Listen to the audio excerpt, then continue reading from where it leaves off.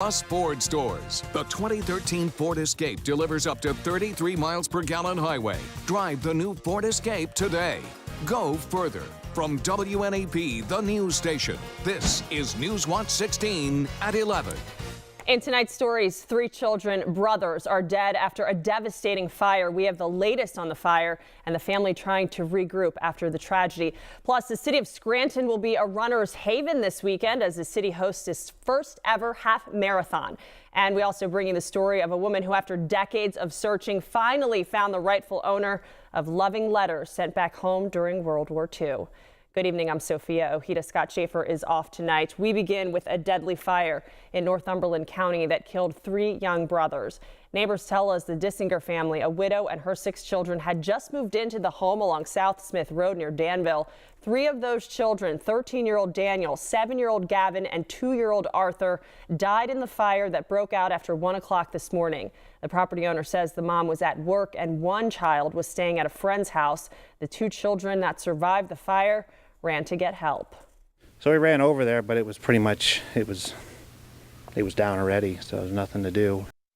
A nearby church is lending a hand, making sure the surviving members of the Dissinger family have a place to stay. Fire officials say the deadly fire in Northumberland County is an accident, but say the home is just too badly damaged to determine the cause. Members of the Roman Catholic Diocese of Scranton are reacting to the news of the arrest of a priest on charges he had indecent contact with a teenage girl back in the 90s. Father Philip Altavilla has been the pastor at St. Peter's Cathedral for the past few years. His assignment makes him one of the most visible priests in the Diocese of Scranton.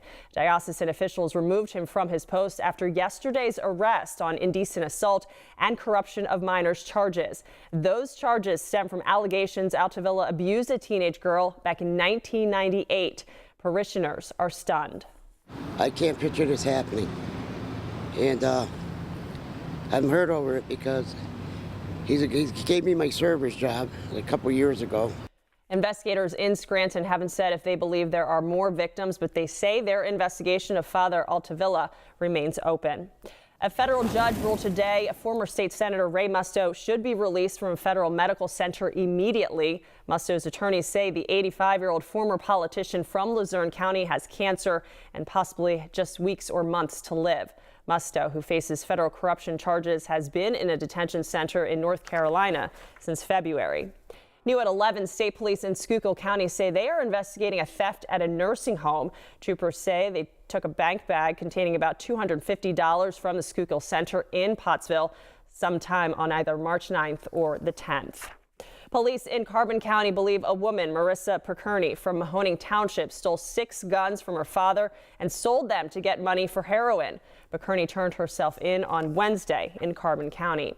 No students were on a school bus that slammed into a tree this afternoon in Luzerne County. This picture of the crash along Apache Drive near Shikshini is courtesy of Luzerne County Fire Wire. The driver was not hurt in today's crash in Luzerne County. Looking to get inked? Then head to Scranton this weekend. The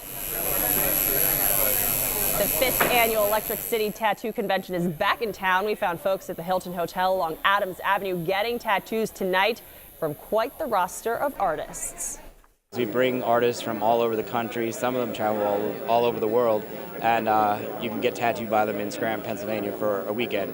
Generally what it is like it's a large tattoo shop. We charge like an admission at the door.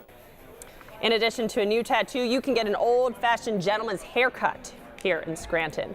Also in Scranton this weekend is the city's first ever half marathon. Hundreds of runners and thousands of fans are expected out on the streets on Sunday. News Watch 16's Peggy Lee is live near the starting line with more.